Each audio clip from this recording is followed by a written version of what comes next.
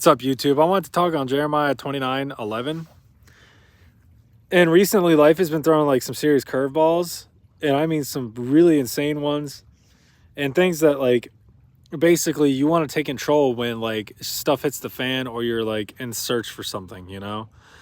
And I feel like that's like two biggest things is searching for something and trying to fix something that people really take control. So I want to kind of speak on that when it comes to Jeremiah 29:11, and it's basically God has your best interest at heart. The only way he can use that interest, like only way you can see that interest though, is if you actually give him the chance to show it to you, and that is pure surrender to his will. That's the hardest thing. We think that when we're controlling things, like we can be really faithful with Christ, right?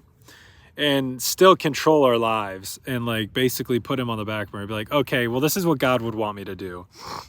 When in reality, it's honestly, you got to ask God, is this really what you want me to do? And if there's even a slight bit of no, it's like, okay, you probably shouldn't do that or be doing that. Maybe that's not his will for the situation. So my point in saying this is when we get in control, we lose it. Like, let's face it, we all have a mental breakdown. We either go crazy or start blowing up. But in that moment of explosion, instead of stopping and maybe going to God, we just let Satan win.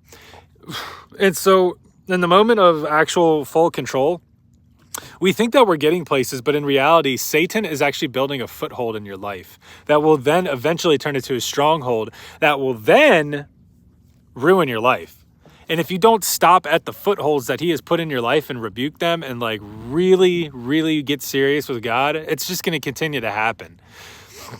People put so much effort and time and thinking into things and like trying to control stuff that the enemy ends up, like when we take control, the enemy is earthly. He's here. He's on earth. It's biblical.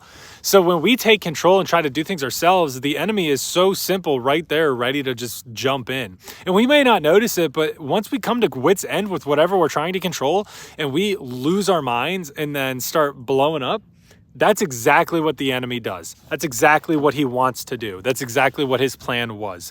And then you're left repenting, saying sorry and going, God, I'll do it your way. And then you're right back where you were if you don't surrender.